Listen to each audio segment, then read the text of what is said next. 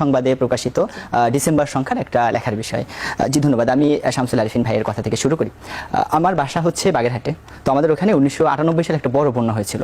তো আমি একটা প্রেডিকশন দিচ্ছি, মনে করেন ওই বন্যায় একটা মানুষ মারা গেছে, এলাকাবাসীর সুযোগ ছিল তাকে বাঁচানোর, কিন্তু বাঁচায় না, এটা একটা নেগলিজেন্স। এবার আমার 1999 সালে জন্ম হয়েছে, জন্ম হওয়ার পরে এবার আপনি আমাকে মামলা দিয়ে ফাঁসি দিয়ে দিলেন কেন? ওই যে 1998 সালের মামলা আমি কেন বাঁচাইলাম না?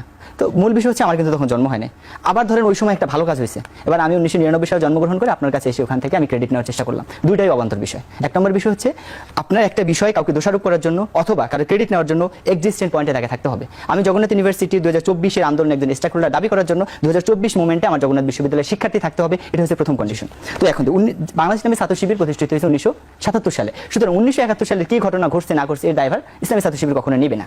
দুই নম্বর হচ্ছে জামাত ইসলামে ক্ষমা চাবে না চাবে, জামাত ইসলামের রোল কি ছিল এটা জামাত ইসলাম বর্ণনা করবে। আমরা তো জামাত ইসলামকে সার্ভ করি না। জামাত ইসলাম সেপারেট অর্গানাইজেশন, তাদের স্ট্র্যাটেজি কি ছিল, তাদের এই প্রশ্নগুলো যদি তাদের কোনো নেতৃবৃন্দের কাছে করা হয় এটা সব থেকে ভালো হবে। এবং অন্যরা অনেকে যারা 1971 সালের পরে জন্মগ্রহণ করে 1971 সালের ক্রেডিট নেওয়ার চেষ্টা করতেছে, তাদেরও এটা থেকে শিক্ষা গ্রহণ করা উচিত যে আমার ক্রেডিট নেওয়ার প্রথম শর্ত হচ্ছে আমার তখনকার সময় জন্মগ্রহণ করা বা তখন আমার এক্সিস্টেন্স থাকাটা গুরুত্বপূর্ণ। আপুর প্রশ্নে আসি। তিনি প্রশ্ন করছেন যে মাসিক ছাত্র সংবাদে প্রকাশিত ডিসেম্বর সংখ্যা একটা লেখা প্রকাশিত হয়েছে, এখানে তিনি যেটা বলেছেন কোট করেছেন ওই লেখাটা আছে। এখন আসেন, ওই লেখাটা মাসিক ছাত্র সংবাদ হলো শিবিরের থেকে প্রকাশিত একটা পত্রিকা। এখন টেলিভিশনে আমি এখন বক্তব্য দিতে আসছি, এখন আমি এখানে একটা কথা বললাম যেটা ক্রিমিনাল ভায়োলেন্স বা দেশদ্রোহী বা যে কোনো টাইপের একটা কথা বললাম। এবার কি করলো পুলিশ এসে এখন টেলিভিশনে যে মালিক আছে তার হচ্ছে 6 বছরের কারাদণ্ড দিল। আপনি এটা কি ন্যায় বিচার বলবেন? আপনি বলেন।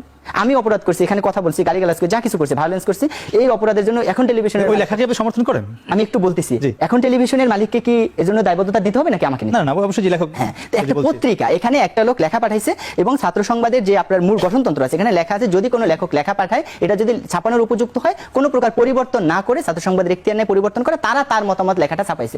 এখন ওই লেখাটা যেহেতু সে লিখছে এটার দায়ভার ওই লেখক নেবে, নট ছাত্র সংবাদ নেবে। পত্রিকায় তো অনেক লেখা আসে, অনেক কিছু আসে, এর দায়ভার কি সব পত্রিকার মালিক নাই? কখনোই নেবে না।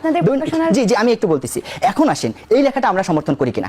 আপনি ছাত্র সংবাদের এজন্য আরো আগে পিছনে যে লেখাগুলো আছে মুক্তিযুদ্ধ নিয়ে আরো 10টা লেখা অ্যানালিসিস করেন, দেখবেন 10টার ভিতরে প্রত্যেকটা লেখা মুক্তিযুদ্ধকে অ্যাপ্রিসিয়েট করে, মুক্তিযুদ্ধের প্রশংসা করে, মুক্তিযুদ্ধের সপক্ষে লেখা। এবং এই যে লেখাটা এটা পুরো ব্যক্তিগতভাবে সে তার মতামত প্রকাশ করছে, এখানে এটার দায়বদ্ধতা তাকে নিতে হবে এবং বাংলাদেশ ইসলামী ছাত্র শিবির এবং ছাত্র সংবাদ যেটা কখনো এর দায়ভার গ্রহণ করবে না এবং এই মতামতকে সমর্থন করে না।